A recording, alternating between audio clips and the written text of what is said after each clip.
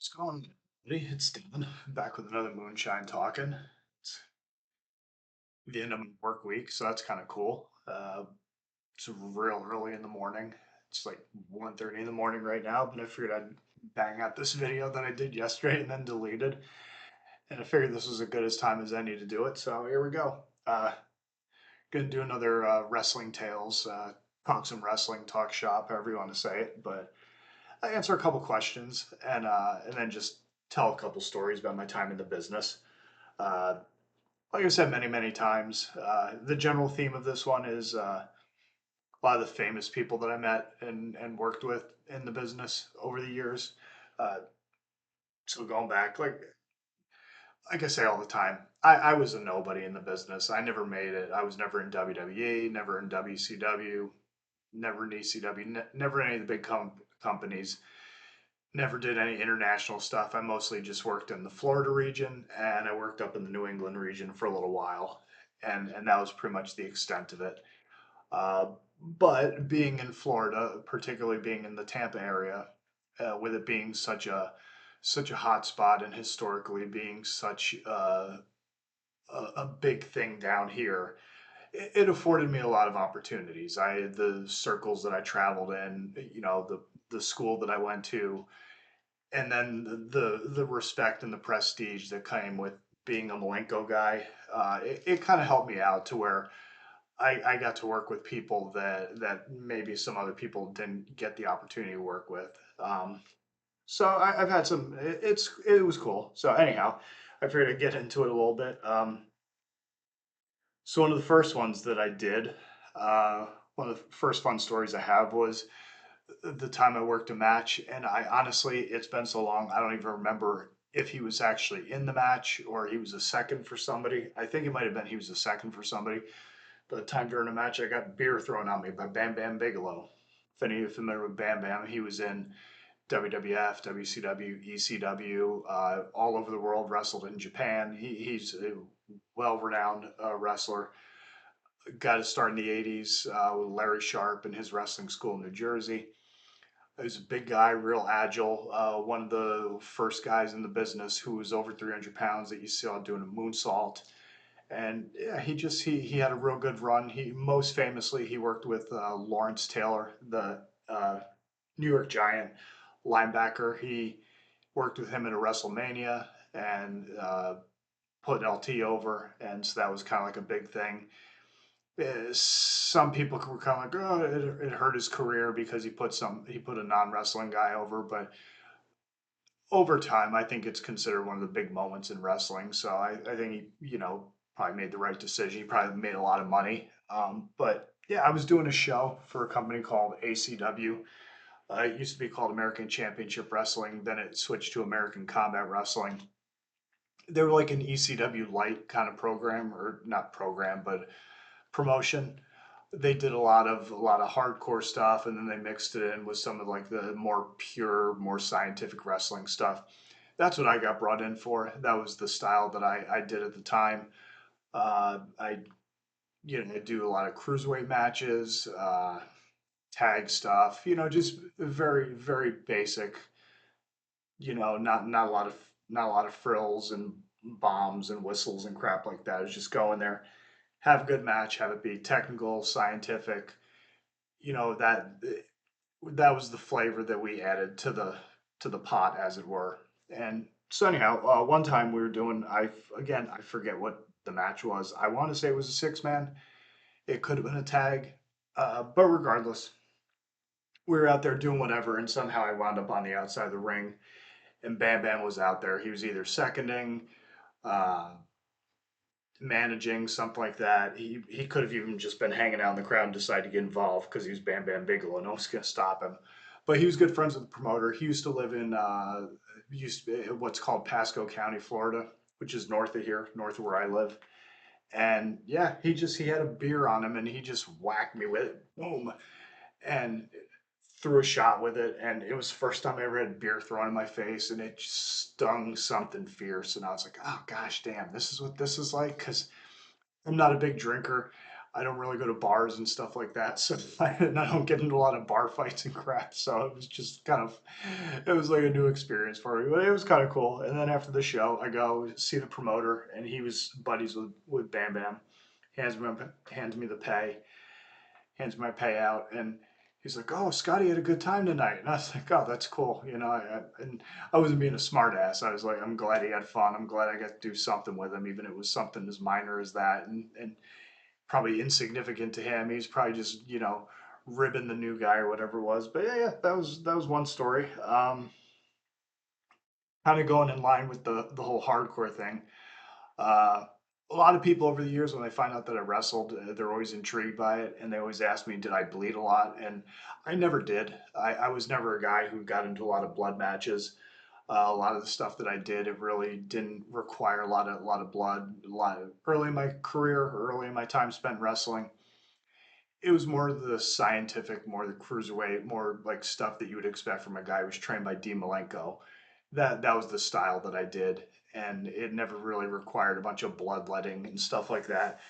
I never in a lot of the promotions ever got high enough into the promotion, or I got into a program where you'd have a situation where where blood was required, because it was never. That's kind of where you get into like the drama, the high drama, and more like the story based storytelling that goes along with kind of creating those scenarios. I don't want to say soap opera, but because I hate that, but you get the point of what I'm saying. It's so a lot of times what you would do, most times, blood would be required to kind of add to the tension or the drama or the action of a match or a program that was going on. There's always some reason for it. Nowadays, people bleed just to bleed, and it's kind of stupid and silly. It diminishes the impact that it's supposed to have. And but back in the day, that was the whole point of it. You'd have big blow off feuds. You'd wind up in a cage and everybody be bleeding buckets and stuff like that. I always think of like Magnum TA and Tully Blanchard. They had an I Quit match, and that was bloody as all get out. A lot of stuff Dusty Rhodes would do back in the day. Flair, nowadays, even towards the end of his career, Flair'd bleed just to bleed. He'd bleed if you flicked his head because he had so much scar tissue and stuff like that. But it's supposed to mean something. But long story short, I never was in situations where it was required. Most times, if I ever bled during a match, it was what we refer to as hard way, where I get popped in the nose or popped in the mouth. Like one time I mentioned, I was working a guy, I was working Hack Myers. He picked my head up to smack it against the corner of the apron. I just bounced my nose off the corner of the apron, just and there it went. It was like a ketchup packet. But situations like that was really the only times I ever bled. But I never did hardcore stuff. Never messed with barbed wire or light tubes, thumbtacks, any of that stuff. I just never did any of that stuff. The way I was trained, the way I was brought up, like Dean instilled into us that he never had to do that stuff. So it was kind of one of those things where I always thought, well, I'm one of his students. I'm one of his guys. I don't really have to do that sort of stuff.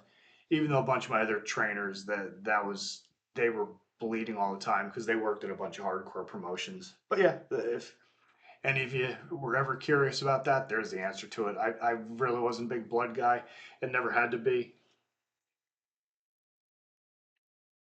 Sure, we'll tell a funny story about that. So we were in a match, me and my tag partner Mike. We were doing the hillbilly gimmick, and we worked these guys, the Heartbreak Express, and it was Phil and Sean Davis. Their names were Superstar Sean and Fabulous Phil, and they did kind of like a Midnight Express gimmick, but it was also Sean would do kind of like an effeminate kind of character, for lack of a better way of describing it. He'd pour that on a little thick with people just to get heat with them, but he was a big dude and he would bleed buckets and he loved doing that shit. And so he's out there. We go and we have the building and we ask him what they want us to do. And he go, well, just go out there and tear the place apart. So we did. And at one point it was Mike and Sean were paired off and Mike stabs him with a fork. Sean starts bleeding. And Mike's like carving on his head with the fork. And Sean would have this high pitched screaming. He just and Mike screw like a big boy, and it was craziness, but it was just funny. But anyhow, that was just a little sidebar, a little diversion on the blood topic. But yeah, that was that. Then somebody asked me about the Wyatt Six. Somebody asked me what I thought of that. The Wyatt Six is a new gimmick that WWE is doing. It's a tribute to Bray Wyatt. Bray Wyatt's a wrestler. He was one of the Rotunda kids. I want to say Wyndham Rotunda's his actual name. He was Mike Rotunda's kid. His brother Bo Dallas. He's also in the WWE. He's the leader of this new group, this Wyatt Six. And I don't know. I don't really. I don't have high hopes for it. Yeah, I kind of get the feeling because Bray died about a year ago, and it was tragic, and it was kind of sudden, and it took a lot of people by surprise. He was very well loved. He was very well respected. His gimmicks were always kind of goofy, only because they would go into these supernatural realms and stuff that was really unrealistic and too cinematic for wrestling. It just kind of took the whole cinematic thing a little too far and made it to the point where it was just it was too much. It's just like, okay, this isn't a horror movie. This isn't freaking Sinister or Insidious. At some point you have to get in the ring and you have to have matches. You can't go out there and do all this goofy supernatural horse shit and have your opponents setting you on fire and they're supposed to be killing you in the middle of the ring and then you're resurrected, like 3 days later. It's kind of just silly and stupid and goofy. And it just, by and large, it never worked. And people would blame this one or that one, like him with the creative or Vince McMahon stymieing him and all this sort of stuff. I know Peacock did a documentary on him. I've never seen it. I don't have Peacock. I don't really care to have Peacock, and it's I'm sure I could find it somewhere, but I've never seen it. But yeah, so that's sorry, I was getting a little distracted. Um, so he died, and now it's like a year or so later, and they're deciding to do this group, which was an extension of what used to be the Wyatt family. And I don't know, it's one of those things where I think with the way modern wrestling fans are, once they lose the emotional pop, I'll call it. Once people get over the emotion of of cheering for something that's related to Bray Wyatt, I think that the gimmick's probably going to fail. It's going to be a bust. I think WWE creative is kind of bankrupt. Like they just don't. They're like typical Hollywood writers because that's what they hire. They hire writers and people that are outside the business and don't really know anything about the business or what we do, or and don't know how to write compelling television for pro wrestling, and they just think it's just another TV show and it's a way to get into further into Hollywood, stuff like that. They hire comedy writers and people that so it becomes goofy, shtick and skits and stuff like that. All the stuff that probably a lot of people who watch my channel and are familiar with wrestling, the stuff that has turned them away from pro wrestling, and I understand why, because it's all goofy nonsense, and it's not what I grew up on. It's not what I enjoyed. But anyhow, I just feel like the combination of that, them not knowing what to do with it, and then the fans not really, they're going to lose interest in it.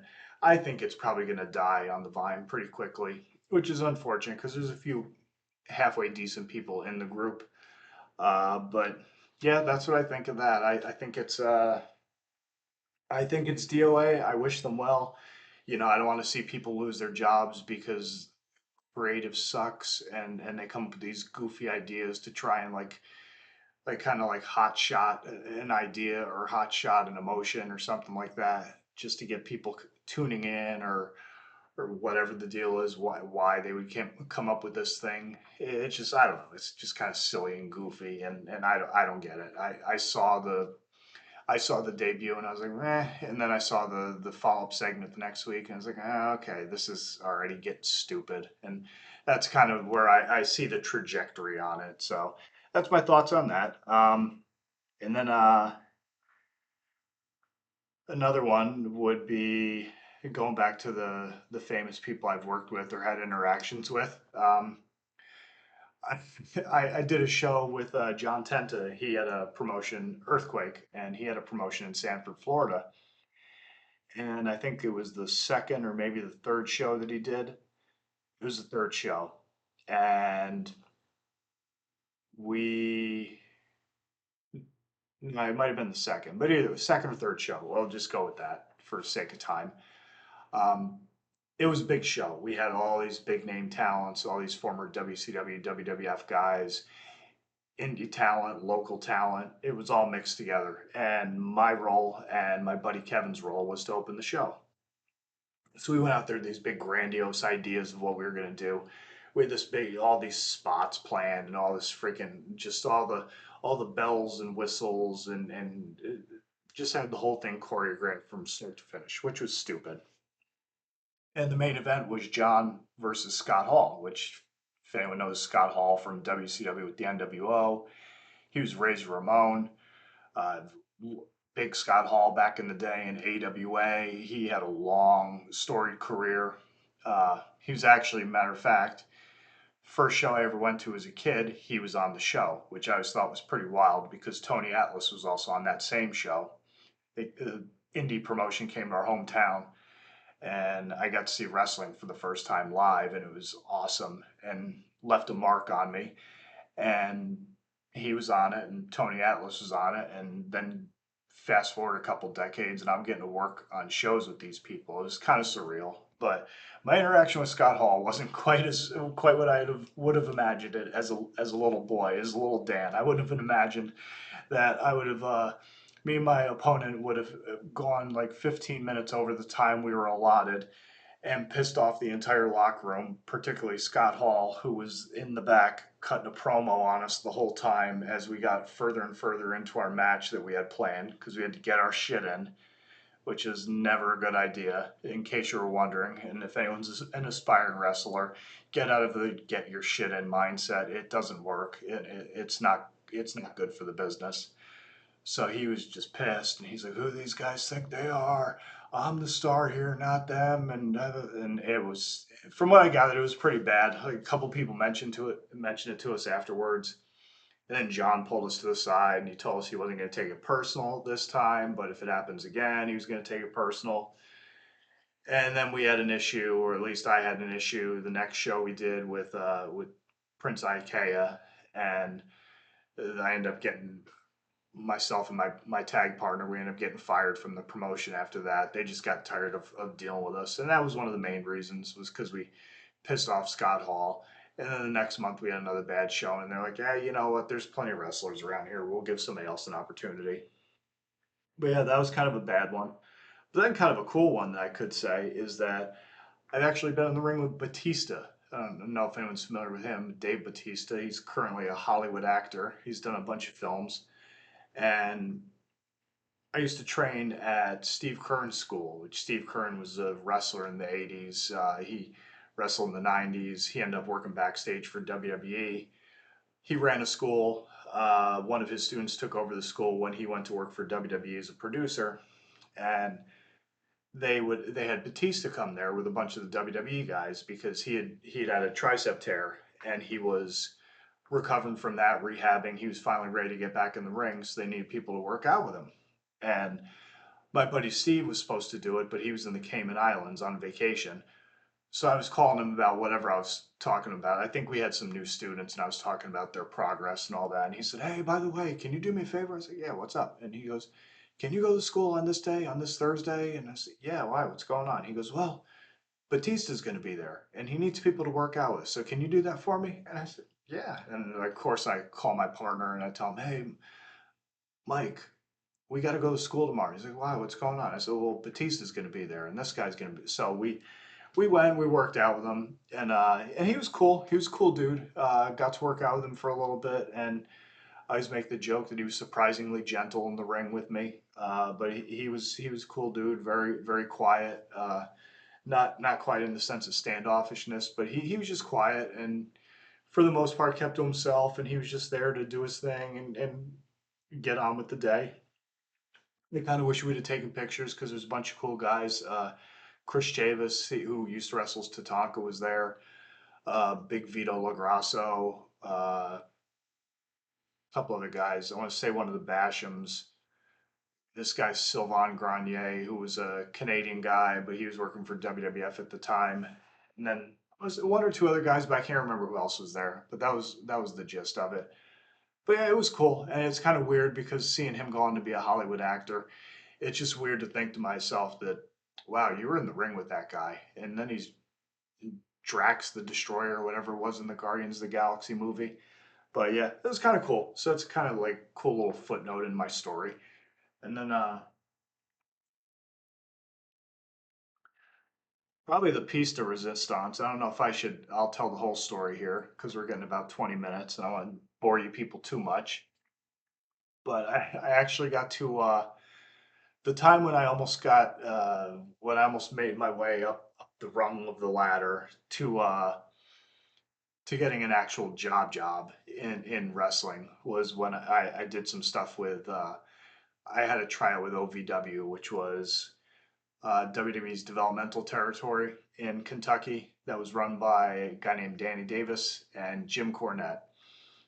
As a matter of fact, you know what I'm going to do? I'm going to cut it off right there. That's what we're going to call in the biz is a teaser. And the next time I do one of these wrestling tales, I'll talk about my time in OVW, or at least my weekend in OVW, and what happened with that, and some of the stories that came out of that. But anyhow, so that's all for now. I hope you enjoyed this. I got some more stuff on the way. And yeah, that's that. I pretty much figured I'd bang this out without talking about my job and compromising that. So as always, stay sick, stay heavy, stay brutal. Always tuck your chin upon impact. Don't forget to breathe. I hope everyone has a good day tomorrow and leading into the weekend. And I will catch everyone on the next one. Later.